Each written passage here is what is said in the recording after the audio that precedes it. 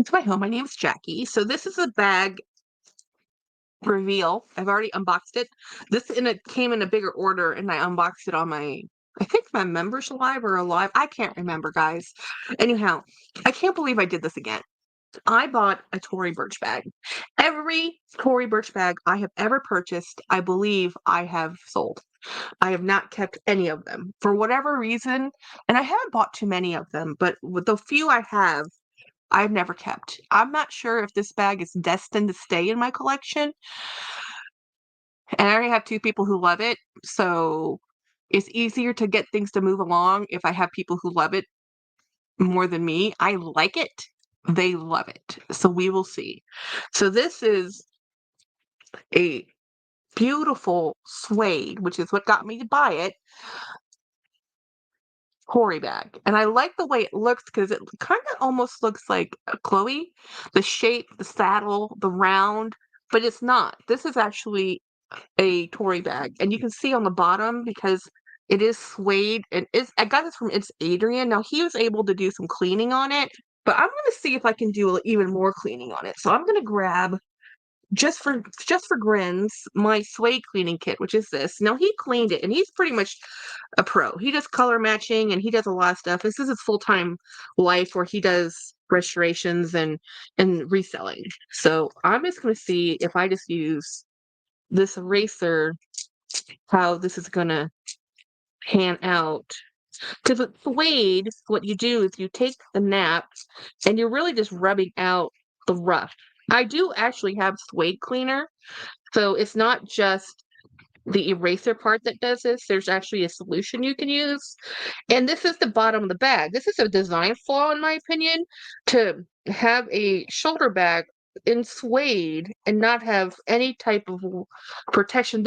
These T pads should have been in smooth leather to help this not happen. What you're seeing right now, why somebody donate or Hadrian thrifts things from consignments and from donation places like um, Goodwill, and he shot some places called I think Savers and Veterans Thrift, and sometimes places like that purchase. Sometimes it's donations. So he does have a cost associated with when he does source items and he resells them.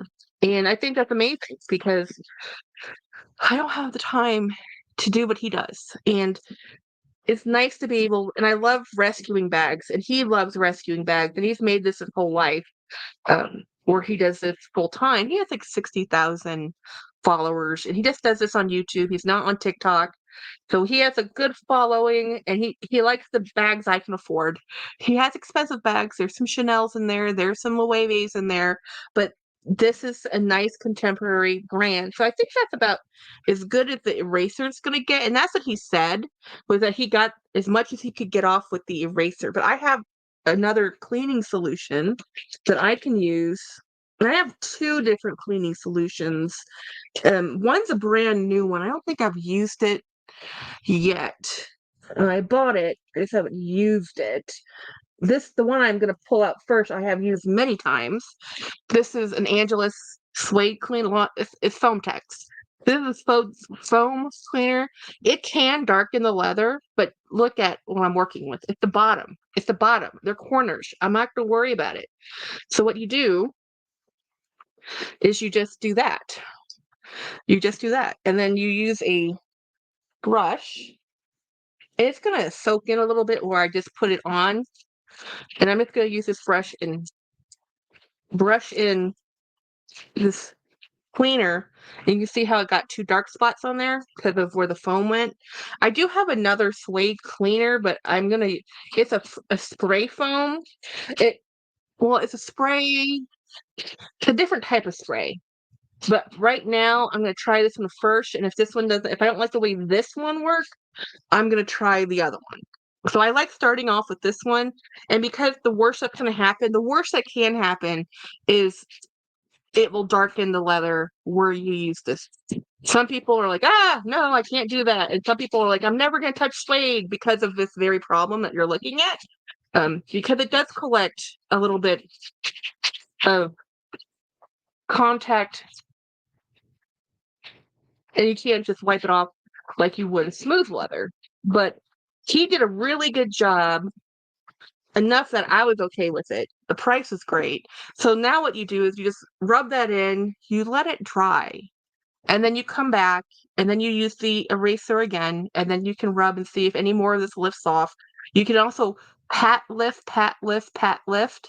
You can also use different, as I said, different types of suede cleaner. Let me pull up the other one.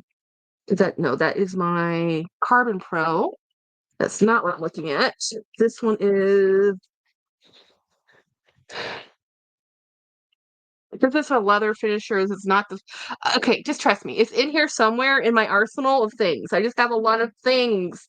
And like I said, I put things away and I just threw them wherever they would go. And I don't know where it's at. So let me put this up and let me see if I can find where I put that other cleaner, because I have used it once on a suede bag from, I guess I have used it once. I have used it once. And I need to know where I put it, because it is why I purchased it, was get a different perspective on suede cleaning with a different product. Okay, so now it's not in there. Oh, there it is. It was underneath. So this one, Apple brand leather care suede cleaner. So I'm not gonna layer this on here. I'm gonna let this dry, and then I'm going to do it again, clean it again with this and see how this works. And when this is all done, and let's say the best that's going to happen is what we got, right? And I'm done with this, then I will go in and use this.